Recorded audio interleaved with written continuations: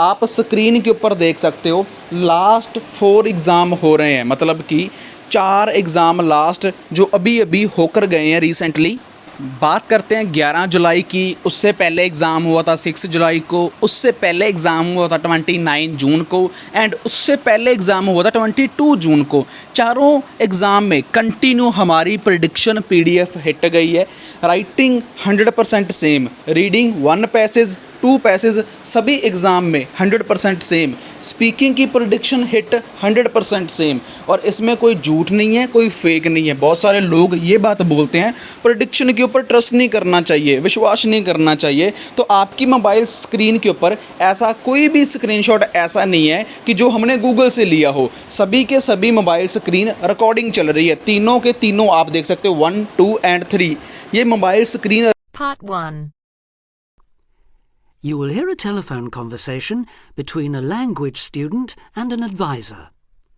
First, you have some time to look at questions 1 to 6.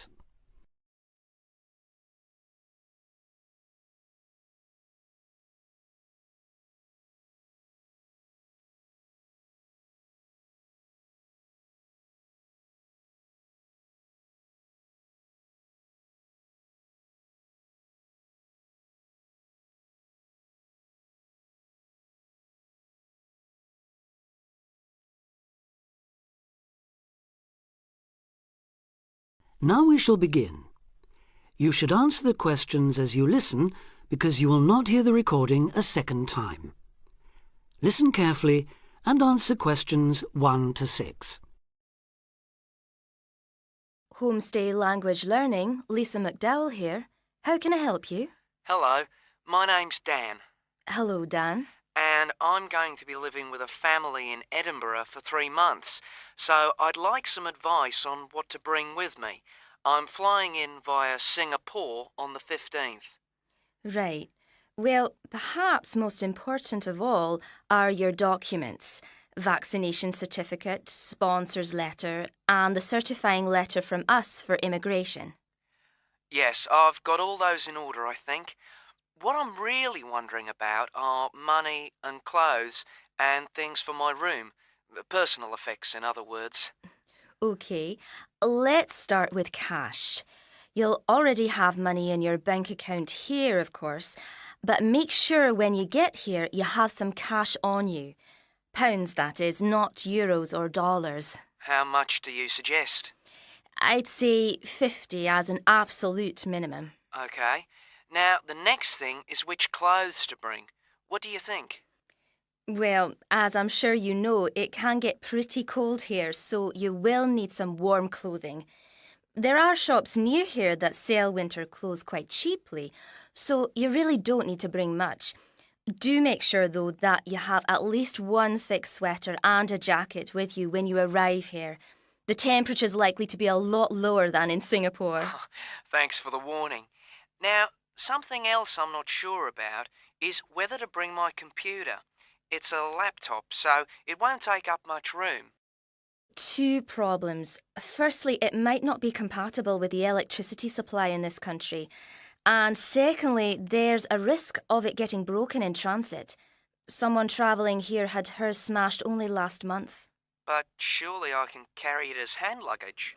Usually, yes, but because of all the tight security right now, you may have to check it in.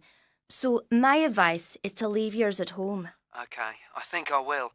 Is there anything else you'd advise against bringing? Well, you won't need household or cooking things. They'll all be provided. And importing food, of course, isn't allowed by customs, though I imagine you already knew that. Well, yes. But there are 1 or 2 things I'd suggest you find room for in your suitcase. Yes? Perhaps a few of your favourite cassettes or compact discs. Of course, you might be able to find them in the shops here, but then again, you might not. That's a good idea. Anything else? Yes, some photographs of people and places that are special to you could be nice. They can really make your room feel like home. It's just a thought. I'll see if I've got a few good ones. Before you hear the rest of the conversation, you have some time to look at questions 7 to 10.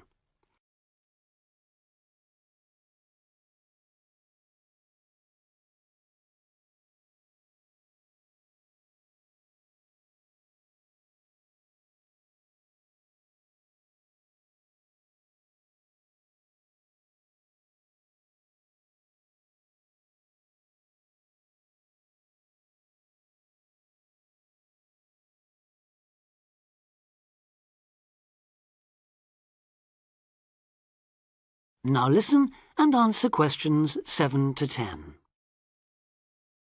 Just a few points about packing. Make sure all your cases are clearly labelled, in English, with your host family's name and address. Just in case they go missing on the way. It has been known to happen. What name do I write, by the way? It's Wark. Lewis and Amy Wark. So that's W-A-L-K? It's actually W-A-R-K. But we'll be posting full details to you later this week. Right, fine. And I'd better put some essentials in my hand luggage, enough for a night or two in case, as you say, anything happens to my main cases.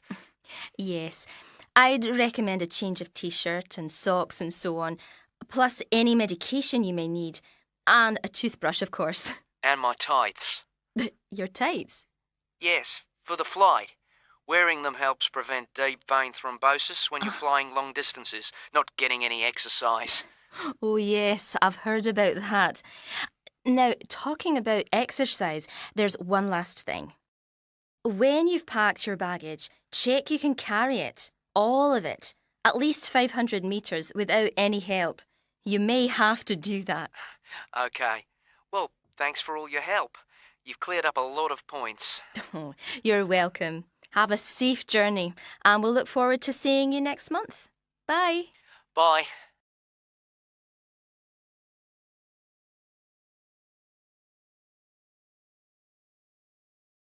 That is the end of part 1. You now have half a minute to check your answers.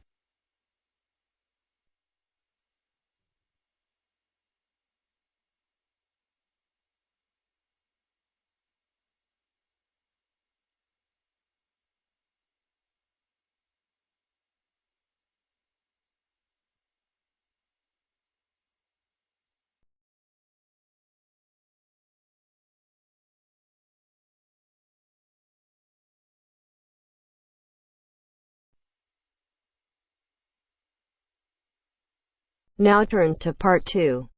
Part 2. First, you have some time to look at questions 11 to 15.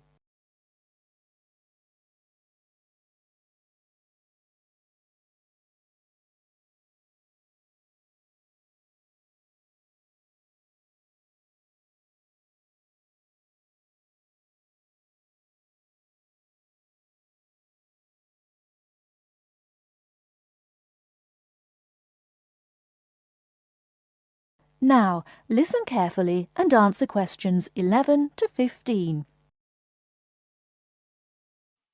Hi, Hello. how can we help you? Is this the Office of Institutional Real Estate? Yes, sir. My name's Alice Baum, and I'm a university housing supervisor. Oh, good. I wonder if you could help me. I'll certainly try, sir. I'm hoping to rent an apartment from September when I begin here, and I'd really like some advice on where to rent and how to rent a place. Advice on renting in Manhattan. We've got plenty of advice about that. The first thing to think about are the prices. New York is an expensive place to live, and Manhattan is the most expensive place in New York. Everyone wants to be here. In most areas of Manhattan, you'll have great difficulty finding a studio apartment for less than $1,300 to $1,400 per month. But there are areas just outside Manhattan, within a 30 to 40-minute commute, where you can find a decent studio apartment to rent for $850 to $1,000 per month. That's a big difference. But then there are travel costs on top of that. Yes, there are. If you're prepared to make compromises in your choice of accommodation, perhaps you can find an apartment you like and can afford. Monthly rents also depend on 2 other factors, apartment size and then amenities. Can you tell me a bit more about that? Basically, bigger flats get higher rents, so if you can live without a lot of space, it's much cheaper. And if you're willing to take a flat which has street noise or doesn't have much natural light, then you may save some more money. I see. However, you could go the other way and get a bigger flat and share it with another student. You can cut costs by sharing a large bedroom. To find a roommate, check the listings for apartment shares in the housing registry. Share a flat. I hadn't given that idea much thought. Lots of our students do that. What about amenities? Can you explain that a bit more? You need to decide what facilities you really would like and what you can do without. For example, do you want a doorman? Would you like an elevator? These kinds of things put the prices up. I don't think I need a doorman. Is there anything else I should know? Yes, remember, the housing market is very competitive, especially for affordable apartments. You need to be prepared to make decisions quickly and be flexible with your plans. Don't start your search earlier than 4 weeks before you want to move in, because tenants only need to give landlords 30 days notice of their departure. Okay. Before you hear the rest of the talk, you have some time to look at questions 16 to 20.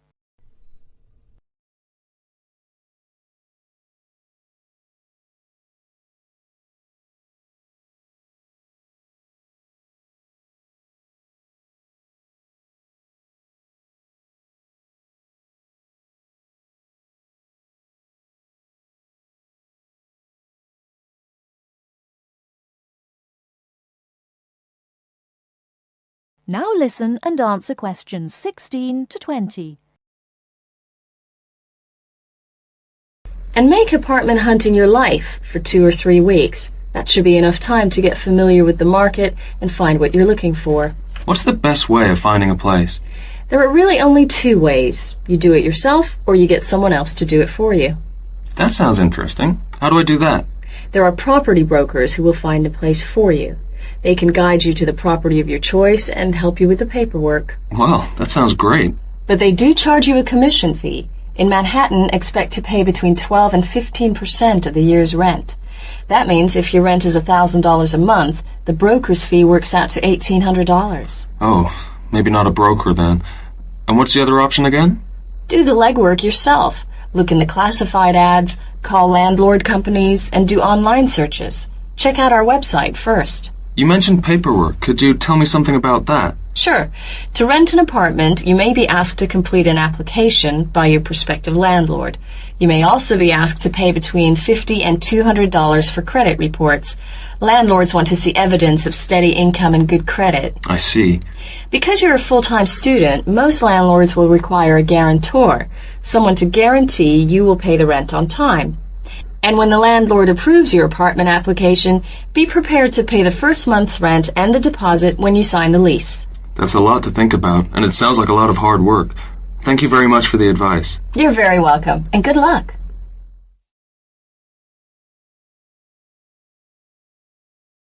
That is the end of part 2. You now have half a minute to check your answers.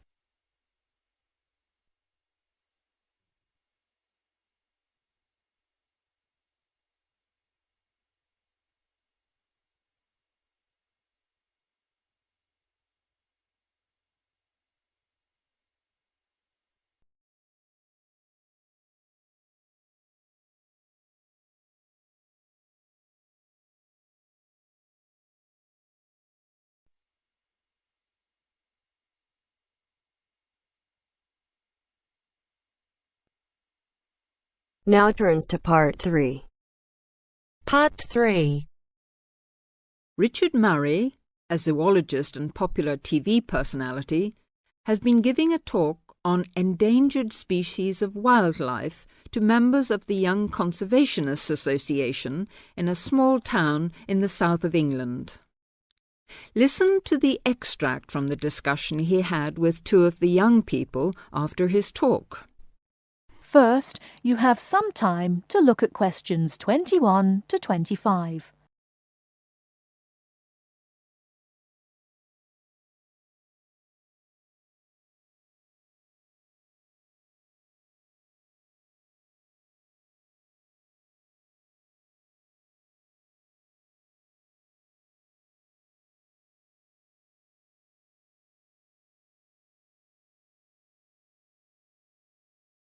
Now listen carefully and answer questions 21 to 25. What would you say, Mr. Murray, are the main reasons that so much of our wildlife will have died out by the end of the next few decades? Well, Tony, we can't, of course, rule out the effect of urbanization due to the spread of population. But apart from that, I believe there are 2 reasons which, in a way, are like the opposite ends of a piece of string. If you tie a knot in that piece of string, you end up with a circle, and whichever way you go round, it's going to turn out to be the same. I don't think I quite get that, Mr. Murray. Well, let's put it another way. It's rather like a film. You've got the good guys and the bad guys. They're pulling in opposite directions, but when it comes to the final showdown, it's hard to make out which is which. What are your two reasons, Mr. Murray? I call them greed and caring. Greed and caring? Yes, I know they don't seem to have much to do with one another, but think about it. The motive of greed is pretty obvious. In the course of the next few months, thousands of baby seals will be bludgeoned to death before they're even weaned from their mothers. What for?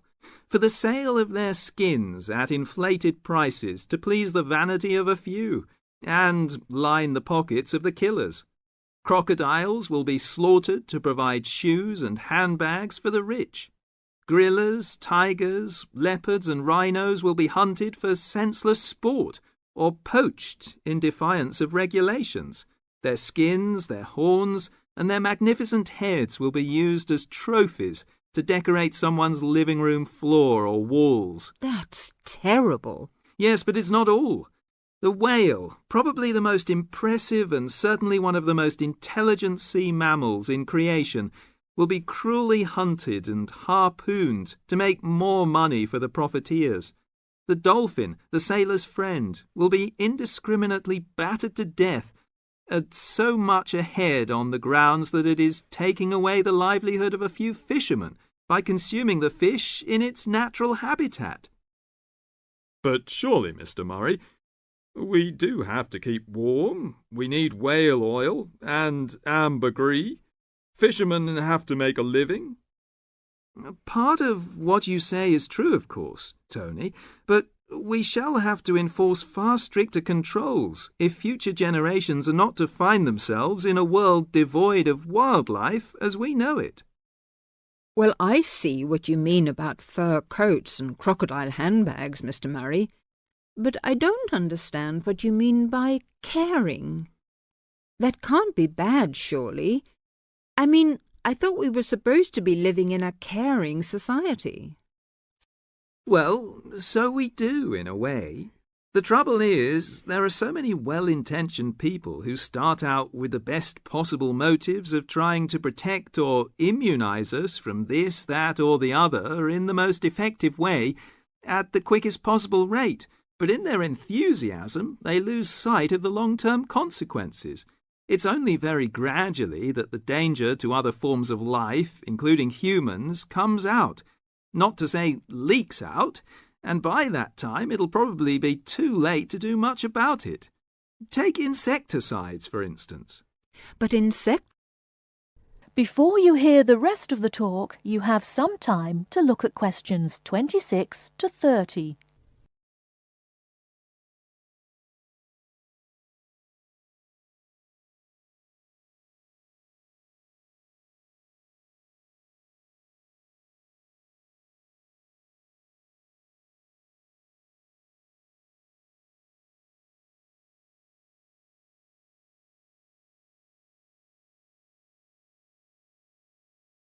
Now listen and answer questions 26 to 30. But insecticides protect crops from pests. They destroy disease-carrying mites and creepy crawlies like cockroaches. True, but nature has a way of developing her own immunity against insecticides and other pest controls, with the result that the biologists are driven to inventing stronger and stronger compounds, which, though they may annihilate the pest, nevertheless permeate the environment, are assimilated by plant and animal life, and become absorbed by the soil.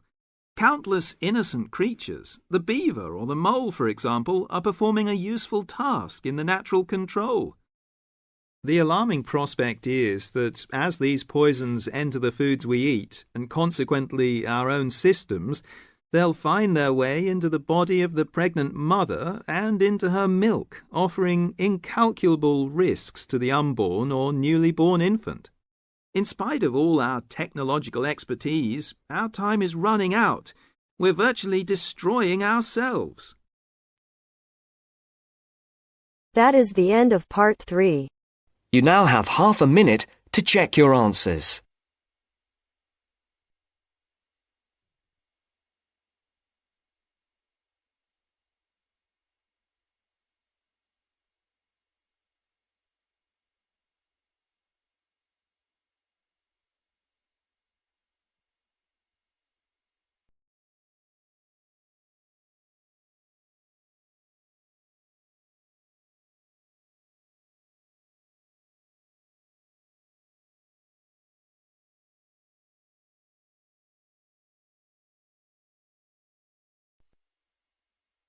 Now turns to part 4.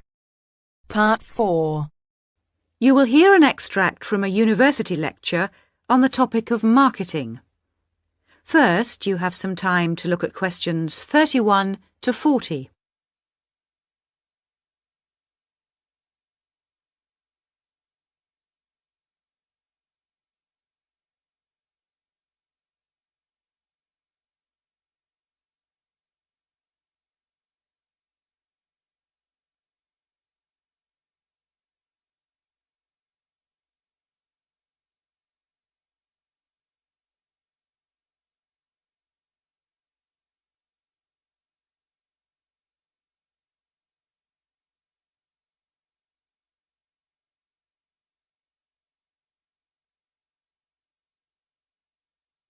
Now listen carefully and answer questions 31 to 40. Last week we looked at some general principles associated with marketing, and today I'd like to look at some of those points in a little more detail. So, what is marketing? Or put another way, what does the term marketing mean? Many people think of it simply as the process of selling and advertising. And this is hardly surprising when every day we are bombarded with television adverts, mail shots, and telephone sales. But selling and advertising are only two functions of marketing. In fact, marketing, more than any other business function, deals with customers. So perhaps the simplest definition is this one. Marketing is the delivery of customer value and satisfaction at a profit. In other words, finding customers, keeping those customers happy, and making money out of the process. The most basic concept underlying marketing is the concept of human needs. These include basic physical needs for things like food, as well as warmth and safety. And marketers don't invent these needs. They're a basic part of our human makeup. So, besides physical needs, there are also social needs, for instance, the need to belong and to be wanted. And in addition to social needs, we have the need for knowledge and self-expression, often referred to as individual needs. As societies evolve, members of that society start to see things not so much in terms of what they need, but in terms of what they want. And when people have enough money, these wants become demands. Now, it's important for the managers in a company to understand what their customers want if they're going to create effective marketing strategies. So there are various ways of doing this. One way at supermarkets, for instance, is to interview customers while they're doing their shopping. They can be asked about their buying preferences, and then the results of the survey can be analyzed. This provides reliable feedback on which to base future marketing strategies. It's also quite normal for top executives from department stores to spend a day or two each month visiting stores and mixing freely with the public, as if they were ordinary customers, to get an idea of customer behavior. Another way to get information from customers is to give them something. For instance, some fast food outlets give away vouchers in magazines or on the street. that entitle customers to get part of their meal for nothing. As well as being a good way of attracting customers into the restaurants to spend their money, it also allows the managers to get a feel for where to advertise and which age groups to target. Another strategy employed at some well-known theme parks, such as Disneyland, is for top managers to spend at least one day in their career touring the park dressed as Mickey Mouse or some other cartoon character. This provides them with the perfect opportunity to survey the scene and watch the customers without being noticed.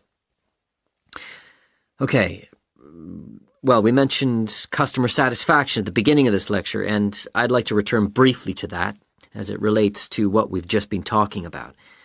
If the performance of a product falls short of the customer's expectations, the buyer is going to be dissatisfied. In other words, if the product you buy isn't as good as you'd expected, then the chances are you'll be unhappy about it.